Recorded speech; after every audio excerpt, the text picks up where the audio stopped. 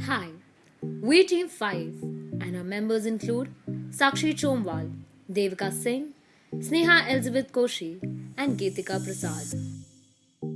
We were assigned Ghodbunder Fort, which is located on the southern bank of Ullas River near Vasai Creek. It was built by the Portuguese in the 1500s. We got down at the nearest station, which was Mira Road. To our surprise, our driver was puzzled when we mentioned Ghodbunder Fort, so he asked us to use Google Maps. On our way to the site we were allocated, our eyes were glued to the screen instead of seeing the roads, trying to figure out where we have to make the next turn. Upon reaching the destination, we observed that the fort was situated at the Ghodbunder Hill along the Vasai Creek.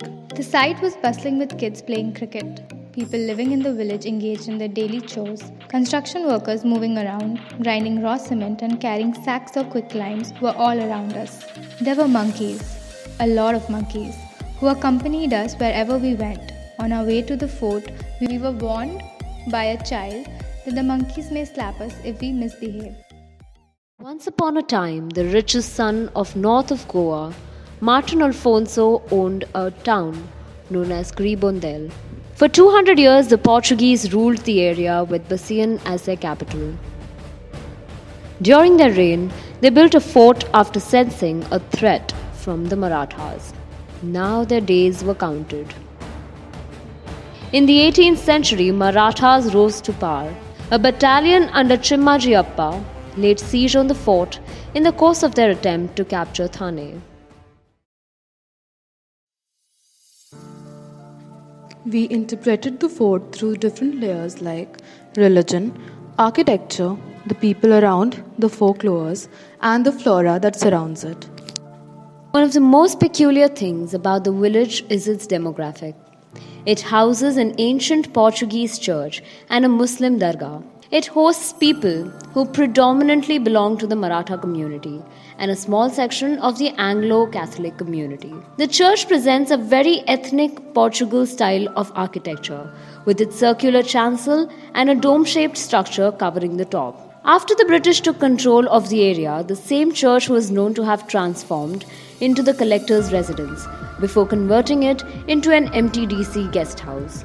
On the other hand, we could hardly unveil data about the dargah dedicated to Jalaluddin Patesha Pir Baba. However, we have recognized that the existence of dargah could be owing to the large influx of Arab traders in the region or due to the influence of the Muslim rulers who ruled before the Portuguese. The village is also witness to a violent proselytizing undertaken by the Portuguese, overthrowing Brahmins in the village. Despite the existence of a dargah in the heart of the village, we could hardly find an active Muslim community and were greeted instead by an angry Catholic community which expressed grievances regarding their depreciating image and status in the village. The entrance of the fort wall is disintegrated and is covered by vegetation. There are roots growing in the walls which further weakens it. There is a semicircular arcade following the entrance. It is in a depleting condition currently. The remains of the fort does not display elements of Portugal architecture, though the semicircular arcades show an Islamic significance. Next to the arcade are huge rectangular cubicle chambers with flat arches constructed with wedge-shaped stones. The assumption to these cubicle structure is that horses were kept in them for trade. The stones used for the fort was basalt, which was locally available.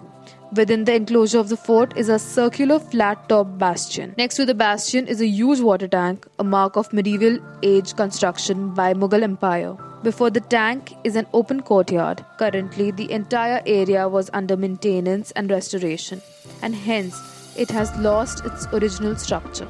It appears that the Basian fort held a certain significance during the era when the Ghodbunder fort existed. It primarily acted as a watchdog to the fort. A tunnel passing through the Vasai Creek is supposed to be the secret route used by the Marathas to reach the Basian fort. This tunnel is now sealed.